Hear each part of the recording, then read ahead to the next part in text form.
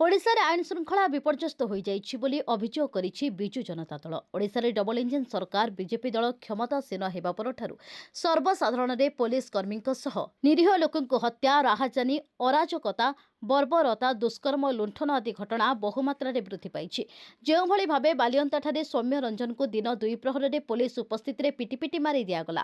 कणासरे जनक हाणी गाड़ी चढ़ई देले दुर्बृत्त। एथुरु स्पष्ट जना पड़ुछि राज्य में आईन श्रृंखला भुशुड़ी जाइछि। एभली अमानसिक घटना मानक उपरे केंद्र सरकार आरंभ करी राज्य बीजेपी सरकार एक प्रकार स्थाणुता अपारगता सभ्य समाज को चकित और विचलित करुछि बोली राज्यसभा सांसद सुभाषिष खुंटिया एक सांबादिक सम्मेलन में बड़ अभियोग आनी। जो दिन ठारू डबल इंजिन सरकार दायित्व नहीं, जो दिन ठारू डबल इंजिन सरकार केंद्र एवं राज्य रे शासन करुछंती सेही दिन ठारू लोक माने निजको असुरक्षित माने करुछंती। विगत किछि दिन हम आपण माने अनुभव करुथिबे एवं गणमाध्यम रे प्रत्येक दिन खबर कागज रे पृष्ठा उल्टेला बेलू बाहरुची जे कोठी कियाकू मारी देलेनी, कोठी काहाकू गण दुष्कर्म कलेनी, अनेक कार्यक्रम मु कहि रखिबा पाई चाहे।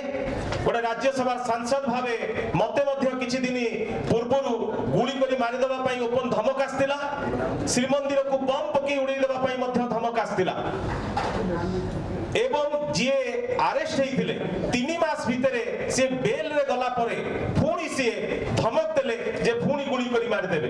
तेनु कोठी ना कोठी आईन श्रृंखला परिस्थिति ऊपर प्रश्नवाची आसुछि। आसंता किछि दिन परे रथ यात्रा विश्व प्रसिद्ध रथ यात्रा अनुष्ठित हबो। जदि एपरी अपराधी माने बारंबार खोला चैलेंज करिवे निश्चित रूपे प्रश्नवाची हेछि। हेले बड़ दुख परितापर कथा जे शांतिपूर्ण राज्य ओडिशा आज भारतर जातीय अपराध रेकर्ड ब्यूरो तालिकार 1 नंबर स्थान अधिकार करिछि। राज्य आईन श्रृंखला संपूर्ण विपर्यस्त होई पड़िछि। राज्यर मुख्य विरोधी दल हिसाब रे बिजेडी आसंता 14 तारिख दिन कटक जिला बिजेडी पक्षरु एसपी कार्यालय को घेराव कराजिबो एवं पुलिस डीजी को एक स्मारक पत्र प्रदान कराजिबो।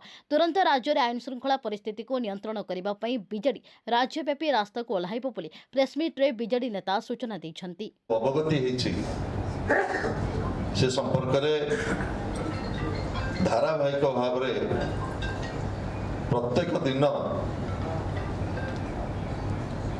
पुलिस रो अपारगता एवं विपर्यस्त आईन श्रृंखला राज्य रे जो सामग्रिक स्थिति ओडिशा रो चित्र सारा भारत वर्ष रे एवं सारा विश्व रे आज मलिन होइछ।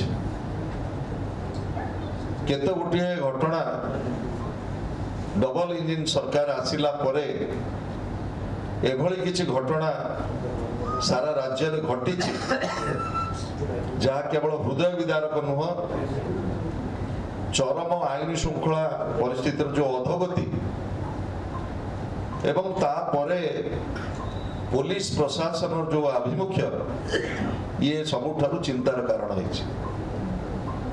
आपण माने जानिछन्ते गोपालपुर रे जो भली भाव रे जड़े छात्री की गणदर्शन करागला